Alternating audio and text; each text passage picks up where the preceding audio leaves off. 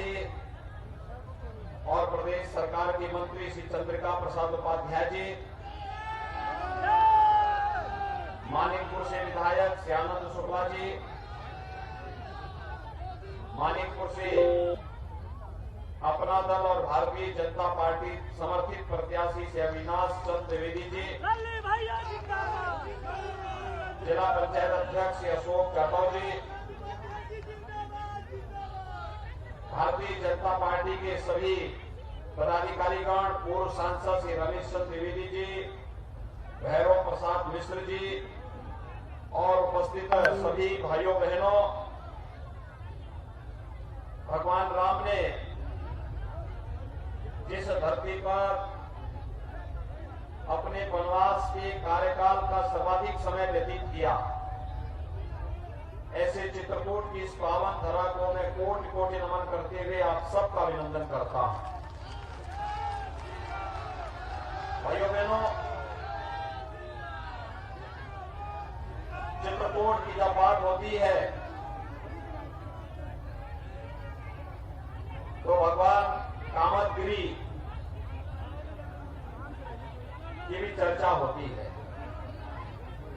आप सब मेरे साथ बोलेंगे, बोले कामरानाथ भगवान की, भारत माता की, भारत माता की। हजारों वर्षों से भारत की ऋषि परंपरा, आध्यात्मिक और ज्ञान की परंपरा को लेकर के चित्रकूट और आसपास के क्षेत्रों में निवास व्यतीत करती रही है, यहाँ साधनारत रही है। याद करिए, हम सबका मर्यादा पुरुषोत्तम भगवान श्री राम के साथ संवाद बनाने वाले त्रिकालदर्शी ऋषि महर्षि वाल्मीकि भी इसी धरती पर जन्म लिए और उनकी पावन स्थली अभी मुझे बगल में देखने को मिला। हमारी सरकार ने तय किया है, भाइयों बहनों, हमारी सरकार ने तय किया है कि लालापुर का विकास इतना करेंगे कि दुनिया के अंदर एक दर्शनीय स्थल बन जाएगा।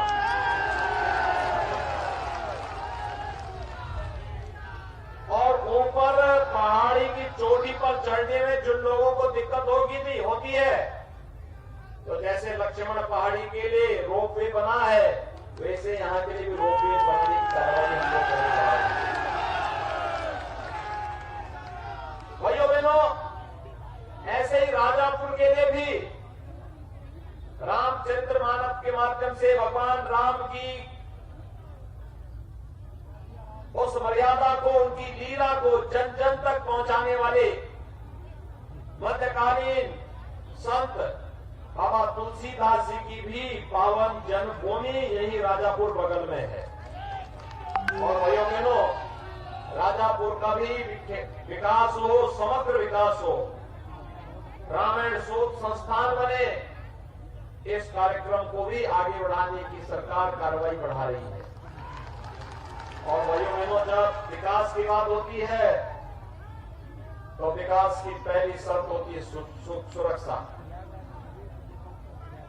अब तो कोई डकैत यहाँ पे सिर तो नहीं उठा रहा है। डकैतों के समर्थक होंगे, सपा बसपा के रूप में वही तो है, सपा तो यही है। ये समाजवादी पार्टी विशुद्ध रूप से डकैतों की समर्थक पार्टी है, आतंकवादियों की समर्थक पार्टी है, दंगाइयों की समर्थक पार्टी है। हर पेशेवर माफिया, दंगाई, डकैत समाजवादी पार्टी के साथ प्रत्यक्ष या अप्रत्यक्ष रूप से जुड़ा हुआ है। लेकिन हमारी शर्त थी ना, जब मैं पहली बार आया था, मैंने चित्रकूट में पूछा था कि आखिर चित्रकूट में बाहर से निवेश क्यों नहीं आ रहा है, तो मुझे बताया गया था कि चित्रकूट में चूंकि डकैतों का आतंक है, इसलिए लोग नहीं आना चाहते। मैंने कहा जब अगली बार आऊंगा तब तक डकैतों से पूरी तरह मुक्त हो चुका होगा चित्रकूट। और भाइयों बहनों, आपने देखा होगा चित्रकूट डकैतों से मुक्त है। आज चित्रकूट को हम लोगों ने फ्री जोन घोषित कर दिया है। और यही नहीं, 3 नए कार्य चित्रकूट के लिए हो रहे हैं। एक, चित्रकूट में भाइयों बहनों, चित्रकूट के लिए हम लोगों ने एक तो दिल्ली की यात्रा आसान बनाने के लिए बुंदेलखंड एक्सप्रेसवे चित्रकूट से ही हम प्रारंभ कर रहे हैं। मात्र 5 से 6 घंटे के अंदर चित्रकूट में आप बैठे और अगले 5.5-6 घंटे के अंदर दिल्ली के अंदर आप प्रवेश कर जाएंगे। बुंदेलखंड एक्सप्रेसवे लगभग पूरा हो चुका है और होली के बाद पूरे धूम धड़ाके के साथ बुंदेलखंड एक्सप्रेसवे को भी हम राष्ट्र को समर्पित करेंगे। दूसरा, एयरपोर्ट। चित्रकूट में एयरपोर्टों का कोई सोचता था? आज तो आपका भव्य एयरपोर्ट बन रहा है। भाइयों बहनों, भगवान राम 10,000 साल पहले, हजारों साल पहले पुष्पक विमान से आए होंगे लंका से, और अब हम लोग यहाँ की जनता जनार्दन के लिए भी प्रधानमंत्री मोदी जी की भावनाओं के अनुरूप कि हवाई चप्पल पहनने वाला भी हवाई जहाज की यात्रा कर पाएगा, और चित्रकूट के अंदर इस कार्यक्रम को शुरू कर रहे हैं। और तीसरा, पिछली सरकार तमंचों की फैक्ट्री लगाती थी और जगह जगह डकैत पालती थी। आप मानते हैं ना? आप इस बात को मानते हैं ना? पिछली सरकार के कार्यकाल में डकैतों को फलने फूलने का खूब अवसर दिया गया, और उसके लिए वे तमंचा लाते थे जिसे राजनीति कर सके, डकैती डाल सके। लेकिन अब भाइयों बहनों, आप बुंदेलखंड में कोई तमंचा नहीं बनाता, आपको डिफेंस कॉरिडोर आपके लिए बनना है, डिफेंस कॉरिडोर। और चित्रकूट में भी डिफेंस कॉरिडोर का याद करिए, जब चित्रकूट के डिफेंस कॉरिडोर से तोप बनेगी और तोप दुश्मन की सीमा में गरजेगी, और चित्रकूट का नौजवान उस तोप के अंदर बैठ करके तोप को तानेगा दुश्मन देश के ऊपर। पूरा देश चित्रकूट में बनेगी तोप को सैल्यूट करेगा। बुंदेलखंड में जो समस्याएं थी भाइयों बहनों, 1, 2, 3 पेयजल की सिंचाई, हमने दोनों समस्याओं का समाधान करने की ओर पूरी तरह आगे बढ़ चुके हैं। हर घर नल योजना, भाइयों बहनों, लोकसभा चुनाव के समय जब श्री आर.के. पटेल जी यहाँ चुनाव लड़ने के लिए आएंगे, तब तक हम लोग हर घर में शुद्ध पेयजल की व्यवस्था के लिए हर घर तक आरो का पानी पहुंचा चुके होंगे। आप मानते हैं ना? काम हो रहा है ना? पाइपलाइन बिछ रही है ना? ओवरहेड टैंक बन रहे हैं ना? बड़े बड़े आरओ प्लांट लग रहे हैं ना? आज एक बोतल पानी आपको 15 से 20 रुपए में मिलती है, यही पानी फ्री में पाइप से आपके घर में पहुंच जाएगा। लेकिन तब पानी पिलाने में कंजूसी मत करना, जगह जगह प्याऊ लगा देना। भाइयों बहनों, ये काम आजादी के बाद भी हो सकता था। हर घर नल योजना आजादी के बाद भी साकार हो सकता था, लेकिन उनके मन में गरीबों की चिंता नहीं थी, माताओं बहनों के कष्ट की चिंता नहीं थी, उन्हें केवल अपनी चिंता थी। डकैतों का उन्मूलन कांग्रेस, सपा, बसपा की सरकार में भी हो सकता था, लेकिन भाइयों बहनों, इन डकैतों का इस्तेमाल ये लोग अपने लिए करते थे, क्योंकि इनकी प्रवृत्ति ही डकैती डालनी थी। बहुत अंतर नहीं था। एक डकैत गांव में डकैती डालता था, एक सत्ता में बैठ करके विकास की योजनाओं में डकैती डालता था, या गरीब कल्याणकारी योजनाओं में डकैती डालता था। ये एयर कनेक्टिविटी पहले भी दी जा सकती थी, नहीं दिया। चित्रकूट को सुंदरतम धार्मिक नगरी के रूप में विकसित पहले भी किया जा सकता था, और अब तो चित्रकूट प्रदेश सरकार के एक जनपद एक मेडिकल कॉलेज की तरफ पर आगे बढ़ रहा है। यहाँ भी मेडिकल कॉलेज बनाने की ओर हम अग्रसर हैं।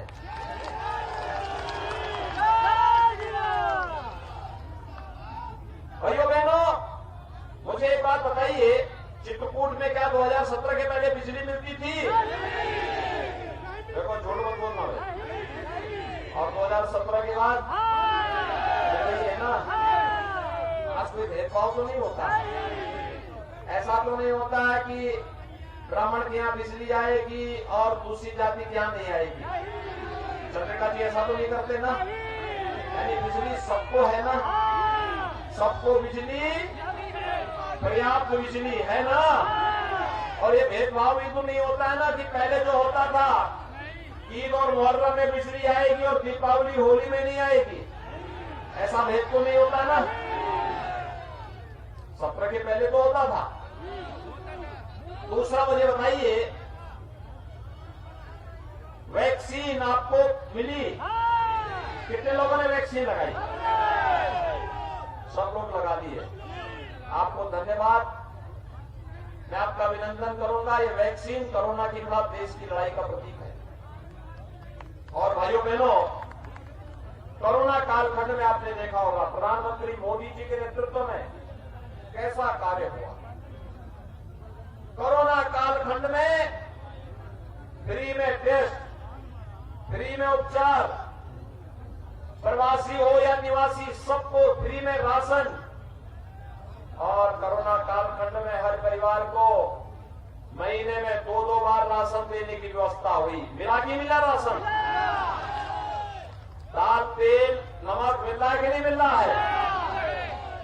ये पहले भी दे सकते थे ना, सपा बसपा के लोग भी दे सकते थे ना, नहीं दिया ना उन लोगों ने। भाइयों बहनों, अभी तो हमने कुछ और भी तय किया। हमने तय किया है सरकार जब इस बार बनेगी, अब होली और दीपावली में फ्री में रसोई गैस का सिलेंडर भी उपलब्ध कराएंगे।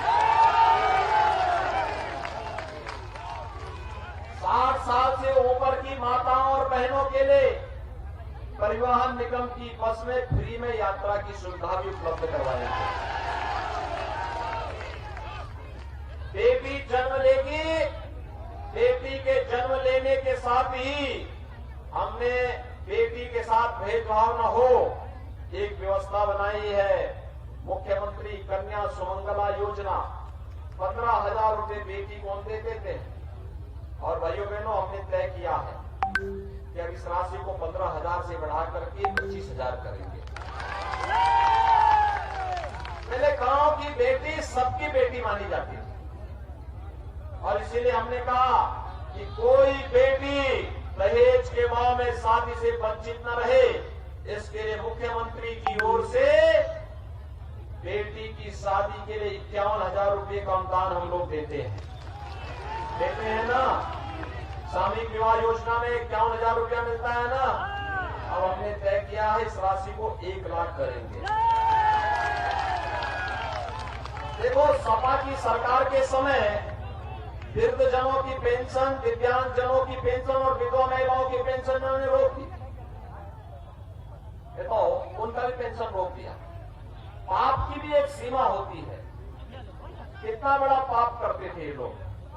गरीबों का राशन डकार जाते थे, वृद्धजनों का, विधवा महिला और दिव्यांगजनों का पेंशन भी हड़प लेते थे। हमने तो इस पेंशन की राशि को बढ़ाया। 1 करोड़ वृद्धजनों को, विधवा महिलाओं को और दिव्यांगजनों को 12,000 रुपए सालाना पेंशन दे रहे हैं। और अगले 5 साल के अंदर तो यह तय किया गया है इस राशि को बढ़ा के 12,000 से बढ़ा के 18,000 करेंगे। भाइयों बहनों, यह भी तय किया गया है कि आने वाले 5 साल में हर परिवार के एक नौजवान को नौकरी, रोजगार अथवा स्वरोजगार के साथ जोड़ेंगे।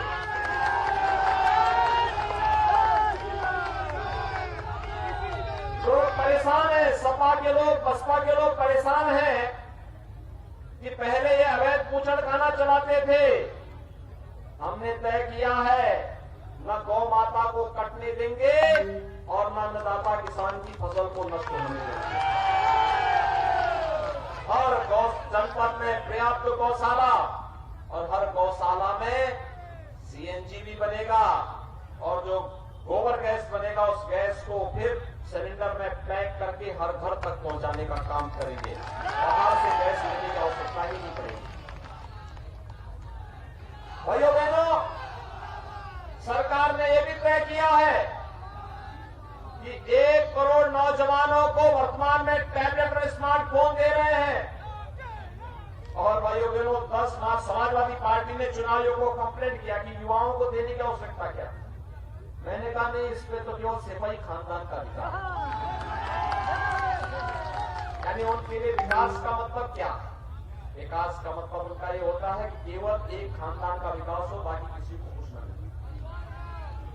भाइयों बहनों, हमने तय किया है कि 10 मार्च के बाद जब सरकार आएगी तो भाइयों बहनों 2 करोड़ नौजवानों को टैबलेट और स्मार्टफोन मिलेगा। और ऑनलाइन एजुकेशन, ऑनलाइन एग्जामिनेशन या ऑनलाइन कंपटीशन की तैयारी के लिए जो भी डिजिटल एक्सेस का खर्चा होगा वह भी सरकार वहन करेगी। वह भी खर्चा किसी नौजवान के ऊपर या अभिभावक के ऊपर नहीं आएगा। लेकिन भाइयों बहनों, ये सब करने के लिए एक दमदार सरकार चाहिए। और दमदार सरकार तब बनेगी जब चित्रकूट और मानिकपुर दोनों सीटें भारतीय जनता पार्टी जीतेगी। सहमत हैं? सहमत हैं? और भाइयों बहनों, हमने ये भी तय किया है, लोग परेशान हैं, सपा के लोग परेशान हैं। कहने साहब, मुझसे एक दिन बहस होने लग गई, मुझसे बहस कर रहे थे लोग कि साहब विकास क्या हुआ है। मैंने कभी एक्सप्रेस हाईवे, हर घर नल, ये सभी काम तो वर्तमान में हम लोग करा ही रहे हैं। तो उन्होंने कहा साहब हमने भी विकास कराया। मैंने कहा क्या कराया। कहा साहब हम लोगों ने हर गांव में कब्रिस्तान की बाउंड्री बना दी। उनका विकास कहाँ है? कब्रिस्तान की बाउंड्री में। और हमारा विकास कहाँ है?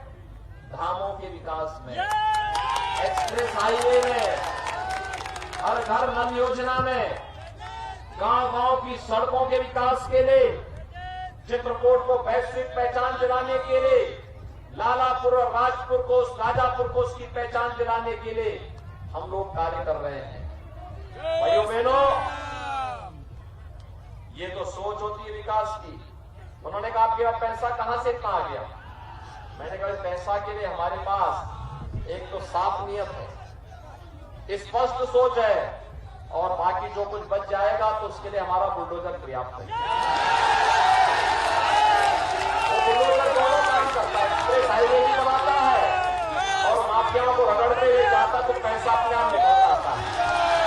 और भाइयों बहनों, यही पैसा एक्सप्रेस हाईवे के लिए, हर घर नल योजना के लिए और हर गरीब को राशन और मकान देने में खर्च हो रहा है। लेकिन भाइयों बहनों, ये बुलडोजर चलता रहे, रुकने न पाए, इसके लिए भारतीय जनता पार्टी के और अपना दल के प्रत्याशियों का जीतना आवश्यक है। सहमत हैं? चंद्रिका जी को कमल के चुनाव चिन्ह पर और अविनाश चंद्र द्विवेदी को अपना दल के चुनाव चिन्ह पर चुनाव विजयी बना के भेजेंगे सभी लोग। देखिए, आज शाम को चुनाव प्रचार बंद हो जाएगा। आज शाम को बंद हो जाएगा, केवल कल का दिन है। परसों पहली शर्त क्या है? पहले मतदान। सहमत हैं? दोनों हाथ में करके मेरे साथ बोलेंगे। जहां तक मेरी आवाज जा रही है, दोनों हाथ में करके। उधर जो लोग बैठे हुए हैं, उस चोटी पर जो बैठे हैं, वे लोग भी सब लोग हाथ खड़ा करेंगे। घरों की छत के ऊपर भी जो लोग खड़े हैं, वे लोग भी बोलेंगे भारत माता की, भारत माता की, भारत माता की।